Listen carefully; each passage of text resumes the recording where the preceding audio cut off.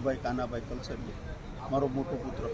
Sir અત્યારે કોઈ આજે 4 દિવસ થયા, હજી કોઈ એક સાથે બેસી જના નથી, કોઈને નિંદર નથી, કોઈ રોતું બંધ થયું નથી.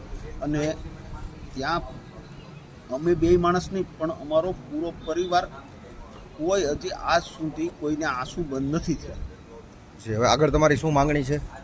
આગળ માંગણી તો સર અમે શું, અમારું જિંદગીની જે કાંઈ આકાંક્ષા કે જે કાંઈ અમે કર્યું હતું આજ સુધીમાં, જે કાંઈ અમારો પુત્ર હતો, જે અમારી મૂડી હતી એ અમે આજે ગુમાવી બેઠા છે. તો અમારી તો એક જ આકાંક્ષા છે કે અમારા છોકરાએ જે કાંઈ બલિદાન એનું થયું છે એનો કાંઈ એને ન્યાય મળવો જોઈએ.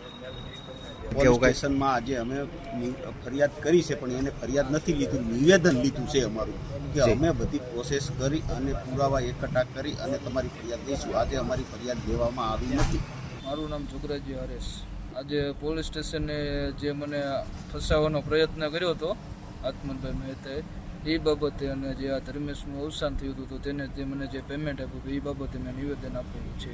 નિવેદનમાં જે આત્મનભાઈનો મને કોલ આવ્યો હતો કે તું આપણે 35,000માં યુનિવર્સિટીમાં સેટિંગ કરાવી હતી, એવડું એ લખાવેલું છે. ધર્મેશનો મને 19 તારીખે રાત્રે 2-3 કોલ આવ્યા હતા.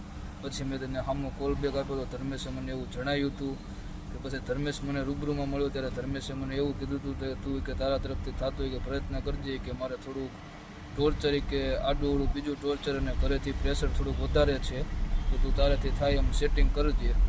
નહીં, મેં આત્મનભાઈના કહેવા મુજબ પૈસા નહોતા લીધેલા, ધર્મેશે મને આપેલા હતા. જે બાબતે આત્મનભાઈ સાથે મેં વાત કરેલી હતી, આત્મનભાઈએ મને ના પાડી હતી હોવાથી પછી મેં ધર્મેશને તેમાંથી 7,000 ધર્મેશે મને આપેલા હતા. તેમાંથી ધર્મેશને 6,000 રૂપિયા મેં કેશમાં રિટર્ન આપેલા હતા અને 1,000 રૂપિયા મેં એને એવું કીધું હતું કે હું તને 2-3 દિવસમાં આપી દઈશ. ત્યારે મારા વચ્ચે કોન્વોકેશન હતું ને સુરેન્દ્રનગર જવાનું થયું, તેથી હું આવ્યો હતા. ધર્મેશનું અવસાન થઈ ગયેલું હતું. મુખ્ય કારણ એવું હતું કે ધર્મેશ એવી રીતના મને કહેવાયો હતો કે આપણી કોલેજમાં કાં તો મને વહેલા પેપર આપે અથવા તો ચોરી કરવા દે કોલેજવાળા, એ માટે તું વાત કર કોલેજમાં. એ બાબતે મને ધર્મેશે પૈસા બાબતે મારે આત્મનભાઈ સાથે વાત થઈ હતી. આત્મનભાઈએ મને એવી રીતના વાત કરી હતી કે મારે હવે બીજી વાર ઉઠતું લેવું નથી, એવું કહીને તેમને મને ના પાડી હતી. તો એમને મને કીધું એટલે કરી ચૂક્યા હશે તો જ એવું કીધું હશે ને.